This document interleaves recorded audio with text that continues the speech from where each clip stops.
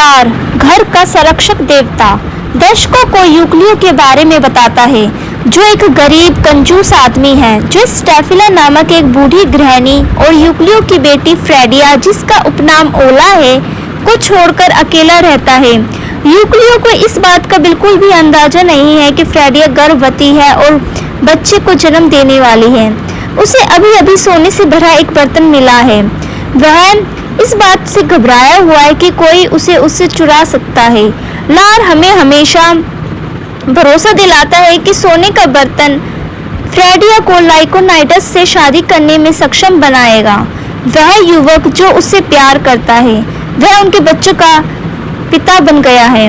यूक्लियो ने स्टेफिला को घर से बाहर निकाल दिया। उसे संदेह है कि वह उसके पीछे पड़ी है। सोने का बर्तन, जबकि वास्तव में यूक्लियो के अलावा किसी को भी नहीं पता कि यह वहाँ मौजूद है। फिर वह बाजार के लिए निकल जाता है, जहाँ मुफ्त में कुछ दिया जाने वाला है।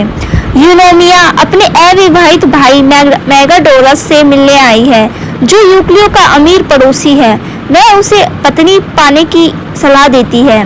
पहले तो वह अनिच्छुक था, लेकिन जल्द ही वह मान गया और यूक्लियो से उसकी बेटी का हाथ मांगने का फैसला किया, जबकि उसे नहीं पता था कि वह गर्भवती है। यूनोमिया के जाने के बाद यूक्लियो आता है और मेगाडोरस के प्रस्ताव को स्वीकार करने के लिए राजी हो जाता है।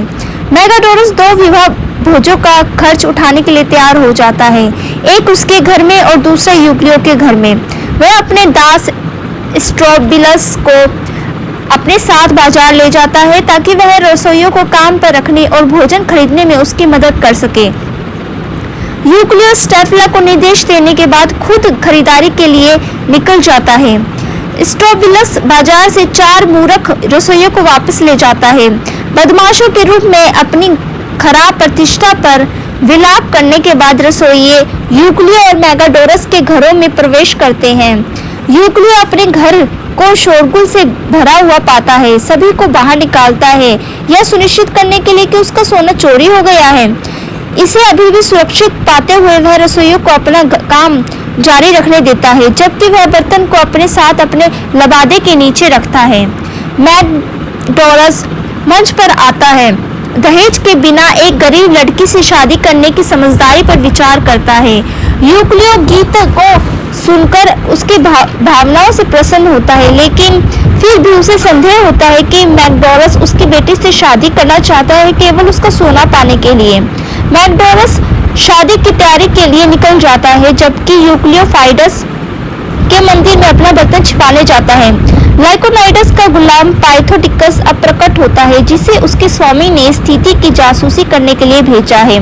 वह अपने उत्तम व्यवहार के बारे में शेखी बघारता है।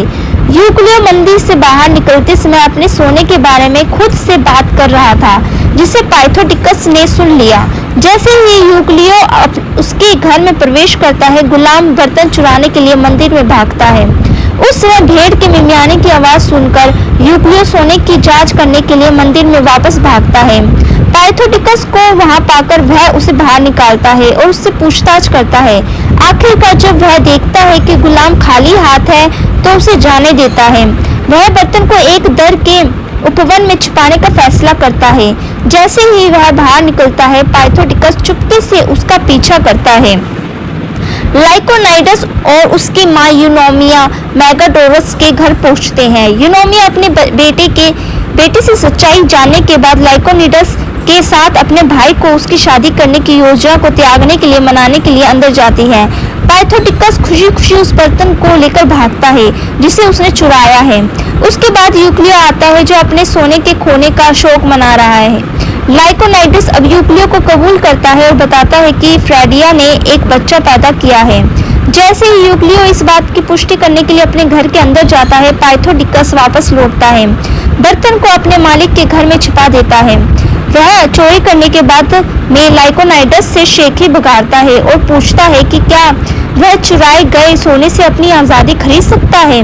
क्रोधित होकर लाइकोनाइडस उसे बर्तन वापस यूक्लियो को देने का आदेश देता है। मेगाडोरस लाइकोनाइडस को सोने के बदले गुलाम को आज़ादी देने के लिए मना लेता है। फिर वह यूक्लियो से बात करता है और कहता है कि शायद कोई अच्छी खबर आने वाली है। लाइकोनाइडस गुलाम और सोने के साथ आता है। यूक्लियो सोने का बर्तन पाकर खुश होता है और लाइकोनाइडस और उसकी बेटी की शादी के लिए सहमत हो जाता है। एक पल सोचने के बाद यूक्लियो लाइकोनाइडस को उसकी बेटी के दहेज के रूप में सोने का बर्तन देता है, यह कहते हुए कि सोने की वजह से उसकी मानसिक शांति चली गई। मैकाडोनस कहता है कि उन्हें जश्न मनाना चाहिए और वे सभी सहमत हो जाते हैं। तो ये थी समरी पॉट ऑफ गोल्ड की। अगर आपको वीडियो अच्छी लगे तो वीडियो को लाइक कर देना और चैनल को सब्सक्राइब करना मत भूलना। Thank you friends.